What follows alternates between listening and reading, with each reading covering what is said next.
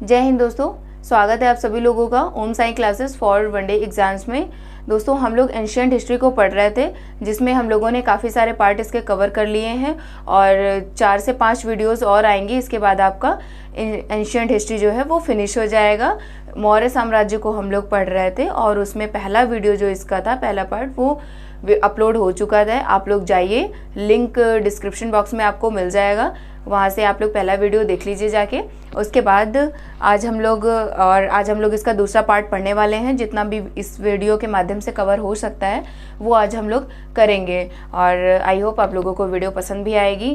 तो पूरा वीडियो ज़रूर देखिएगा और काफ़ी इम्पॉर्टेंट इसके बेसिक पॉइंट मैंने इसके लिखा हुआ है, तो आप लोग इसको देख लीजिएगा और लास्ट में आप लोग क्या करिएगा, स्क्रीनशॉट भी इसका ले लीजिएगा। तो चलिए हम लोग पढ़ना शुरू करते हैं फिर मौर्य साम्राज्य के बारे में। दोस्तों मौर्य साम्राज्य के बारे में जैसे कि हम लोगों ने पहले उस पार्ट में पढ़ा था कि इसकी स्थापना जो है चंद्रगुप्त मौर्य ने की थी, लेकिन इसके पहले क्या था, नंदवंश था। नंदवंश को जो समाप्त करके ही चंद्रगुप्त मौर्य ने फिर मौर्य साम्राज्य की स्थापना की थी। जो चंद्रगुप्त मौर्य के गुरु थे वो चाणक्य ही थे, उन्होंने ही उनको सिखाया था। उनके प्रधानमंत्री थे चंद्रगुप्त मौर्य के साम्राज्य के, वो चाणक्य हुआ करते थे। तो पहला युद्ध लड़ा था जो चंद्रगुप्त मौर्य ने, वो उसको हारे थे, क्योंकि हारे थे, उनके पास सेना कम थी उस टाइम पे, क्योंकि नंदवंश भी यहाँ पे जो मगध साम्राज्य था बहुत बड़े विस्तृत में फैला हुआ था और इनके पास सैनिक बहुत हुआ करते थे। लेकिन चंद्रगुप्त मौर्य के पास ऐसा कुछ भी नहीं था। इतनी सेनाएं तो थी लेकिन इतनी नहीं थी। तो उस युद्ध से चाणक्य ने बहुत सारी चीज़ें सीखी कि हमें अभी बहुत सारी चीज़ें सीखने की ज़रूरत है और सबसे पहले हमें अपने पास सैनिक इकट्ठा करने की ज़रूरत है। हमारे पास सेना बहुत, लेकिन कई इतिहासकार लिखते हैं, ऐसा लिखा हुआ है, एनसीईआरटी की बुक में भी लिखा है, 6 लाख सेना के साथ दोस्तों चंद्रगुप्त मौर्य ने पूरे भारत को क्या किया था, रौंद डाला था। और चंद्रगुप्त मौर्य ने काफ़ी अच्छा साम्राज्य को अपने विस्तृत, बहुत दूर दूर से, नॉर्थ से लेकर के साउथ तक उसने बहुत ही अच्छे तरीके से विस्तृत किया था। साउथ के कुछ रीजन को छोड़ दिया जाए अगर, तो चंद्रगुप्त मौर्य जो थे वो जीत चुके थे। और उसके बाद उनका बेटा आता है बिंदुसार। बिंदुसार ने तो हालांकि इतना ज़्यादा कुछ काम नहीं किया था, लेकिन हाँ, उन्होंने आंतरिक और बाह्य व्यापार, जो विदेशों से व्यापार बहुत ही अच्छा उन्होंने किया था, संबंध अच्छे थे उनके विदेशों से। ईरान से आते हैं, अशोक आते हैं, अशोक महान। दोस्तों आप लोगों ने इतना उनके बारे में सुना है।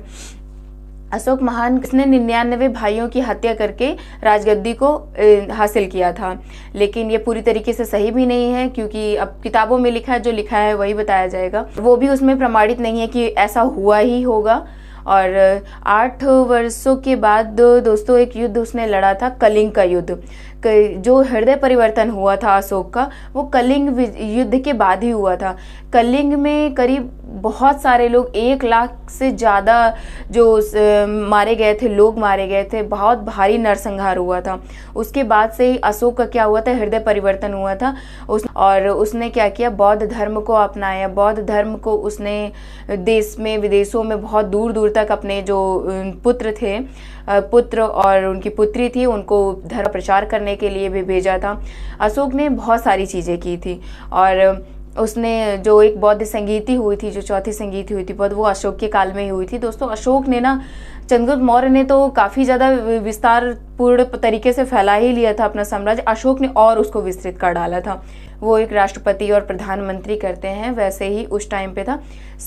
ये पूरा एकजुट कर दिया था सबको। और एक राजा हुआ करता था, वही मेन था राजा ही। राजा ऐसे रहता था जैसे प्रजा का वो पिता है और राजा की बात सबको माननी पड़ेगी, और उसके हित में ही काम करते थे। तो अशोक ने तो बहुत सारी चीज़ें बढ़िया तरीके से की थी। तो आइए दोस्तों हम लोग पढ़ते हैं मौर्य वंश में क्या क्या चीज़ें हुई, और जो भी इसका पार्ट, जो भी चीज़ें इसकी बचेंगी दोस्तों, उसका आखिरी वीडियो एक और आएगा, उसमें हम लोग कवर कर लेंगे। आइए तब तक इसमें पढ़ते हैं हम लोग। दोस्तों वीडियो ज़रूर लाइक करिएगा आप लोग, अगर आपको पसंद आती है ना तो उसको बहुत ज़रूर करिएगा, ऐसे इसको छोड़िएगा नहीं, और पूरा देखिएगा वीडियो। आप लोग पूरा देखते नहीं है वीडियो, सब्सक्राइब तो कम से कम कर ही सकते हैं, सपोर्ट तो इतना कर ही सकते हैं आप लोग। चलिए आइए पढ़ते हैं। प्रशासन कैसा था उस टाइम पे दोस्तों, राजा जो थे इसमें इसके पास प्रशासन, सैनिक, न्यायिक, प्रमुख, इतनी चीज़ें ये देखता था। और अमात्य जो थे उस टाइम पे, अमात्य मतलब जो प्रधानमंत्री हुआ करते थे, जैसे तो उस टाइम पे प्रधानमंत्री चाणक्य थे और वो क्या प्रशासनिक अधिकारी। और ये भी समाहर्ता, समाहर्ता जो थे वो राजस्व प्रधान को देखते थे। सन्निधाता, सन्निधाता मतलब राजकीय कोष, जैसे अभी इस टाइम पे वर्तमान में जो फाइनेंस मिनिस्टर हैं वैसे ही हुआ करता। तो उस टाइम पर सीधा अध्यक्ष जो राजकीय कृषि अध्यक्ष हुआ करते थे, यानी जो सरकारी जमीन हुआ करती थी उसको सीधा अध्यक्ष के नाम से जानते थे। उसके बाद तीर्थ है, तो ये शीर्ष रथ अधिकारी यानी जो उच्च अधिकारी हुआ करते थे। उसके बाद है पांड्य अध्यक्ष, ये वाणिज्य विभाग के अध्यक्ष हुआ करते थे जो पांड्य अध्यक्ष है। पटला अध्यक्ष, ये महालेखाकार आदि होते थे ये लोग। उसके बाद दोस्तों देखेंगे हम लोग जो सैन्य विभाग था इनका, इनके पास जैसे अभी इस टाइम पे इंडिया के पास सैनिक है ना, इससे भी ज़्यादा हुआ करती थी उस टाइम पे। सैन्य विभाग जो था इनका, इनके पास पैदल भी थे, पैदल सैनिक भी थे और हाथी भी हुआ करते थे, घुड़सवार और रथ, ये युद्ध में इनके काम आते थे। और उसके बाद पढ़ेंगे हम लोग न्याय। इनकी जो न्याय व्यवस्था कैसी थी, ये धर्मस्थ थी, यानी जो दीवानी अदालत थी वो न्याय के मामले देखे जाते थे इसमें। और कंटक शोधक, ये फौजदारी अदालत हुआ करती थी। और गुप्तचर संस्था, गुप्तचर इसमें जो थे दो प्रकार के थे, एक संस्थागत थे, दूसरे संचार थे।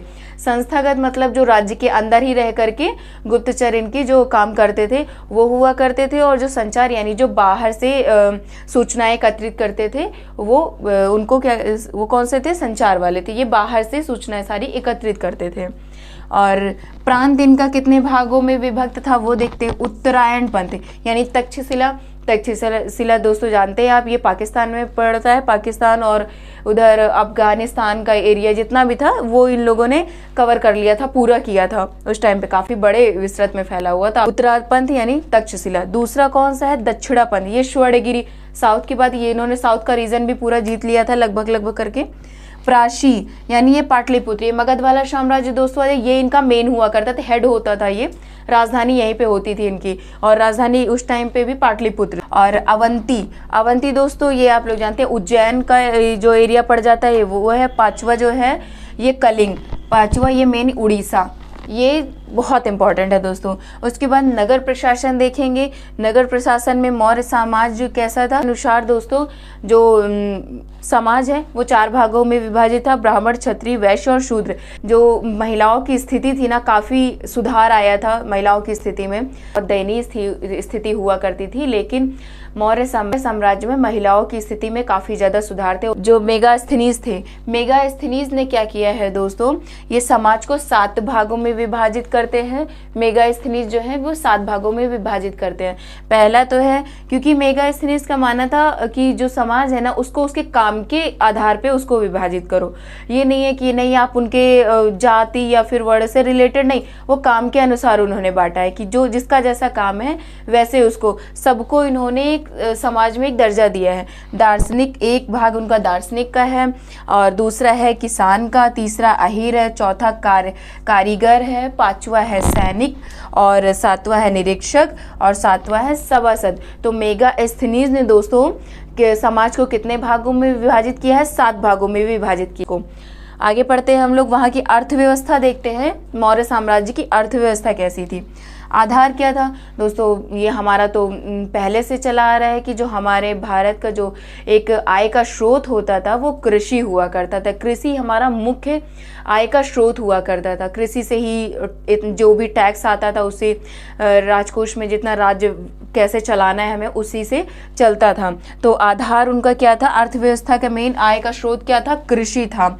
और उस टाइम पे टैक्स कितना लिया जाता था, 1/6 से लेकर के 1/4 भाग तक टैक्स जो है लिया जाता था। इसी से राज्य को अपने बहुत ही सुव्यवस्थित तरीके से चलाते थे दोस्तों वो लोग।